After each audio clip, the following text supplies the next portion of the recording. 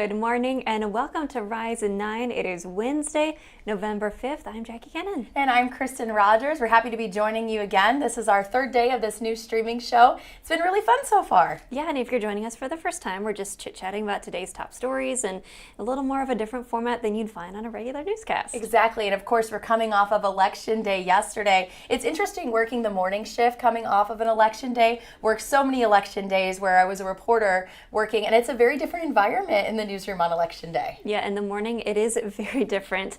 And even just 10 years ago or so, whenever we started, how much technology has changed. I know. I remember my first job, my first election night. So we would get our results from a fax machine. The county auditors would fax it, then we would be typing into our website each number, each race. It's not quite like that in the newsroom anymore. I know, the amount of change just in 10 years time, and I know early elections when I was working, I was in a bureau, used to handwrite all my scripts out. It's crazy now, all the things. It's just a lot easier to get those results quicker and get them out to you quicker. Yeah, but our colleagues still work very hard, double check everything, make sure everything's correct, and there are so many knowledgeable people here in our newsroom too. Exactly, and one staple on election night, I feel like newsrooms always order pizza. I noticed that first thing I walked in this morning, there's a box of Pizza Hut boxes over by the trash can. I'm like, definitely it was an election night last night. Yeah, they're fueled by pizza, and that is one thing I miss working on the morning shift, but they do have some very late nights. They're not taking a dinner break, so I'm happy that they do get pizza. Yeah, very busy. Reporters, of course, out live at different locations. A lot of excitement around election night, especially as those results start to come in,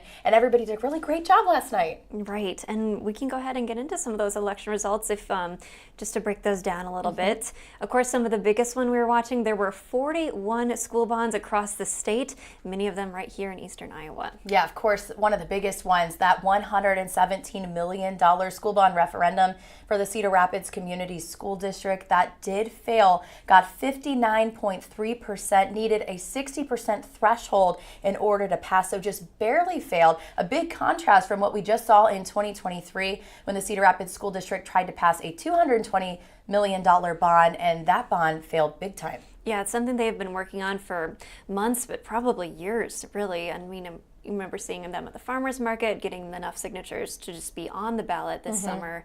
It's a lot of effort there. And also in Dubuque, they had a $70 million bond.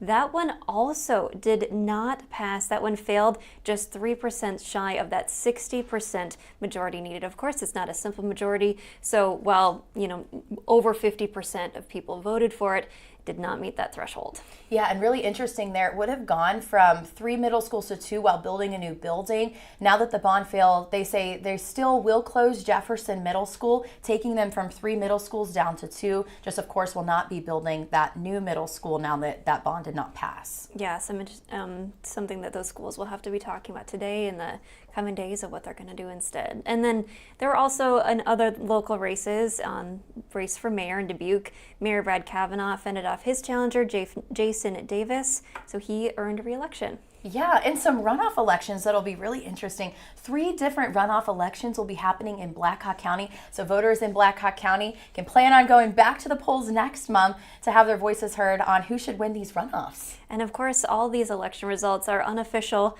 They will still go through, election workers will canvass and make sure everything is correct, but that's projected results, just something that happens in every election. Exactly, yeah, with how close that Cedar Rapids bond was, it'll be interesting. I know we're still waiting to see if they will ask for a recount as these results are still unofficial, or what their plan will be. As we mentioned, 2 bonds have failed just in the last couple of years, so will there be a third coming? We'll see. Yeah, and there are so many more election results, like we had mentioned, those 40 or so bond races across Iowa, and as well as local EMS levy, city bond. You can find all those results on our website, kcrg.com. I was looking up so many this morning. You can just type in a search bar, it'll pull it right up. It's really convenient. Yeah, it's really easy to use on the website. Search bar is right at the top. So if you're looking for your town or your school bond, just type it in there and it should pop right up for you.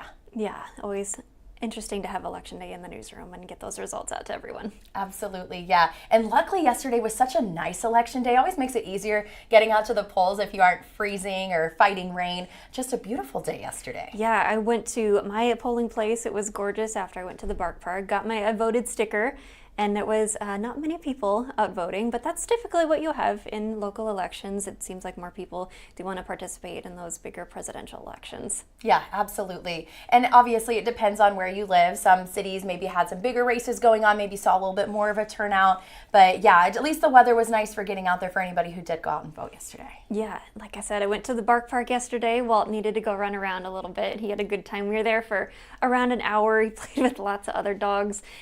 He plays with other dogs so well. I just love that for him. He was a stray in Texas, so it makes sense that he knows how to get along with other doggies. But there was a Great Dane at the Bark Park yesterday. This dog was huge.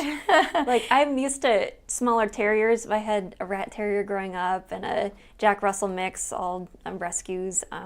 But I thought Walt was big. He's only 30 pounds, but that's enough difference that he can put his paws up on the counter. When I first got him, that was something I had to learn to me, like, we don't put paws on the counter. And he had stole ham off a ham sandwich one time. So I was telling that Great Dane's owner about it, and he says, yeah, my dog can rest his chin on the countertop, and he can probably get his paws up on the fridge.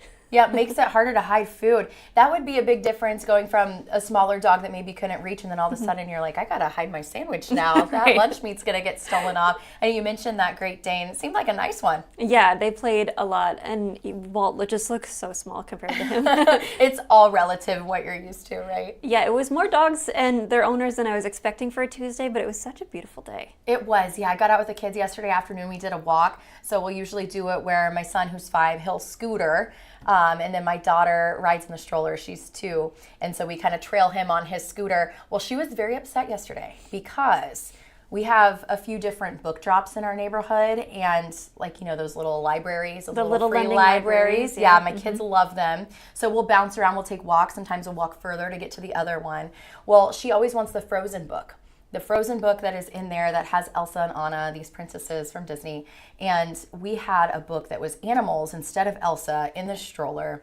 Catastrophic. She was so angry. So we walked a whole mile just to go through. Luckily, it was in there. Nobody else took the Elsa book, because I don't know what would have happened if I opened the little library and the Frozen book was gone. So saved the day. She got her book back, and we got a little bit of a longer walk in. Yeah, the things that upset a toddler. Exactly. Yeah, but it was a beautiful day to get out, and she was really happy when she had her book, and we got some fresh air, which was nice for everyone. Yeah, and speaking of Frozen, my niece loves that. They have a musical coming up soon right here in town. Yes, and the ads that keep running during our commercial breaks look amazing. I'm kind of jealous that you said you're going to go. Yes, I'm planning on going with some family. A perfect thing to do around the holidays. Mm-hmm. And I was expecting it to be good. We went to Beauty and the Beast last year with some friends and their little kids.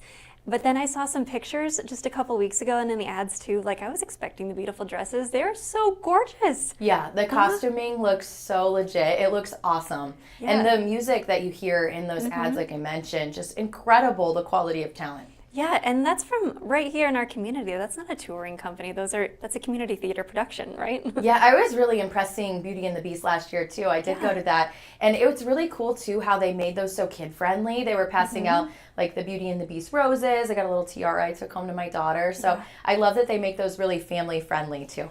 Mm-hmm. Perfect when Frozen is the favorite thing in the house. Exactly, yeah. The princesses are always a really big deal. Yeah, I'm kind of looking forward to the holidays. I know, me too. It's right around the corner, and it'll be really nice to, hopefully keep a little bit warm weather going. I know Justin did mention we could see our first flurries on Saturday. Not a big deal, not like an actual accumulating snowfall, but just seeing the first flurries in the air always kind of make it feel like the holidays are here. Right, nothing you have to shovel, but just something to be aware. And we're still only Wednesday. That's probably not going to happen, or that's not forecasted to happen until Saturday. So things could change a lot between now and then. But believe our meteorologists, not the stuff you see on social media, those memes where like we're going to get 3 feet of snow. Probably not. Exactly. I will feel extra justified if I do see a snowflake, because I already put my Christmas decor out. I know I posted a picture of my tree on Facebook yesterday. It will feel better if it's a little colder for that, although I do prefer warm weather. Right. At least there's a little frost in the morning that can kind of look to like snow before it melts off in the morning when the sun comes up. Yeah, a little bit of white out there. It's crazy that we got this far into the year and we're talking about the holidays right around the corner. My son, who's in kindergarten, just got his first ever homework assignment. Mm-hmm. And it's really interesting. So it's I don't know, other people probably have this too, obviously his classmates do, but it's a turkey. It's a picture of a turkey they named Tom. And it came with this whole story. And the story is that Tom doesn't want to get eaten for Thanksgiving, so he needs a disguise.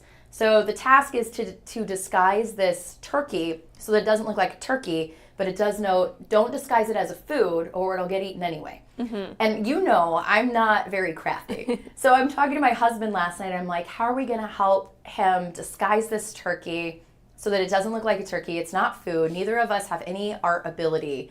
So I'm trying to think if we can make it maybe look like Santa Claus. I do have cotton balls laying around the house. We could make like a beard. I might show it to you. You're a lot more crafty than me. Is it on a piece of paper? Yeah, it's a picture of a turkey on a piece of paper. They want you to turn it in, not looking like a turkey anymore, essentially. Okay. Well, my first thought is like sports in your household. Could you make it look like an athlete, like a baseball player, football player? That's a good idea. Yeah, maybe we could put a helmet on him. Maybe make it look like your dog. I don't know. Exactly, yeah. The things that you think of. I just thought it was so cute. First ever homework assignment, and very festive one. Yeah, absolutely. All right. Well, thanks so much for joining us for this edition of Rise and 9. Hope you have a great day today. Have a great rest of your day. We'll see you tomorrow.